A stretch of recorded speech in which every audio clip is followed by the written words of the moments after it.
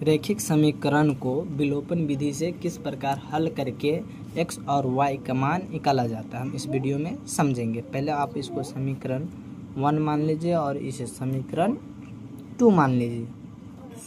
पहले यह बात समझिए विलोपन विधि होता है क्या।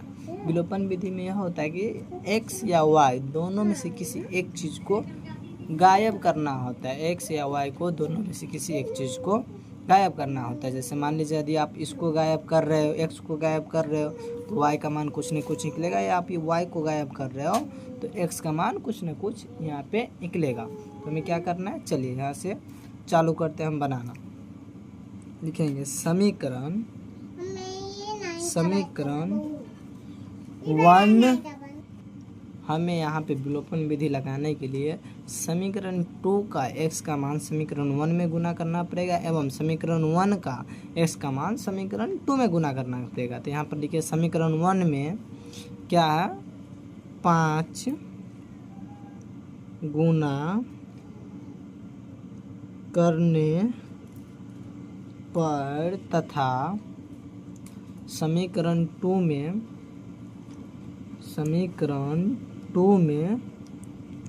2 गुना करने पर क्या किया हम, देखिए समीकरण 1 में 5 गुना किए क्योंकि 2 वाला 1 में गुना किया है और समीकरण 2 में हम क्या किए, 2 गुना किए हैं। चलिए तो हम इसको करके आपको बताते हैं। समीकरण 1 में कितना गुना करना है, 5 और समीकरण 2 में 2। तो करो 5 गुना, 5 दूना 10, 5 15, 5 40।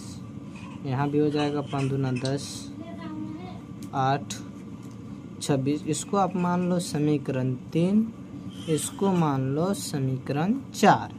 तो यहाँ पर देखिए क्या हुआ, यहाँ पर जब आप गुना कीजिएगा y में गुना करते तो अगर आप y वाला अंक को गुना करते तो y वाला एक रंग आता, 2 संख्या नीचा ऊपर में एक रंग आवे करेगा। हम x वाला से गुना किए क्योंकि x का संख्या उठा के गुना किए, इसलिए x वाला एक रंग आया है। तो यहाँ पे आपको हमको करना क्या है, यह देखिए यहाँ पर जब दोनों एक रंग आया है, इसको आप एगो को गायब करना है तो यहाँ दोनों प्लस प्लस है, गायब तो होगा नहीं, जुटेगा। तो इसमें क्या होता है, साइड चेंज करना पड़ता है। क्या करना पड़ता है, साइड चेंज हम कैसे करते हैं, साइड चेंज में या तो ये दोनों प्लस प्लस है तो किसी एक को माइनस कर दीजिए, नीचे वाले को हमेशा माइनस कीजिएगा, सुविधा रहेगा। या दोनों माइनस यानी कि दोनों ऋणात्मक रहे तो आप किसी एक को प्लस कर दीजिएगा। तो यहाँ लिखेंगे समीकरण 3 में से समीकरण 4 को घटाने पर, समीकरण 3 में से हमें क्या करना है, समीकरण घटाने पे। तो देखिए क्या करेंगे, घटाएंगे तो पहले ऊपर वाला समीकरण आप लिख लो, जो है जो समीकरण 3, इसमें से समीकरण 4 भी लिख लो। पहले आप दोनों समीकरण लिख लो, उसके बाद इसे आप घटाओ, क्योंकि क्या बोले हैं, समीकरण 3 में से समीकरण 4 को घटाने तक। 3 समीकरण ई है और 4 समीकरण ई है। चलो तो इसको हम घटाते हैं, सेम है तो आप इसको काट दो, कुछ नहीं बचा। चलो इतना घटेगा तो कितना आ जाएगा आपका 7, इसको घटाओगे कितना आ जाएगा आपका, लमसम 14 आ जाएगी। चलो 2 से काट दो इसको। तो यहाँ पर y का मान क्या आ गया आपका, y का मान 2 आ गया। y का मान कितना आया आपका, y का मान 2 आया। तो चलिए जो y का मान आया ना उसको समीकरण 1 में डाल दो। वैसे में तो आप किसी में डाल सकते हो, 1 में, 4, 3 में, 2 में, 4 में, यानी कि समीकरण किस में भी डाल सकते हो। किस में भी डालिएगा तो y के मान आपका सेम आएगा, सॉरी x का मान वही आएगा। तो आप हाला होगा या 1 में डाल दीजिए। तो हम लिखेंगे y का मान समीकरण 1 में रखने पर आप y का मान जो है समीकरण 1 में डाल दीजिए।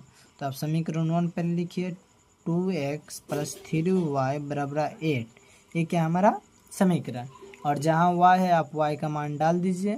y का मान डालेंगे, y का मान हमारा क्या आया है, 2 आया है।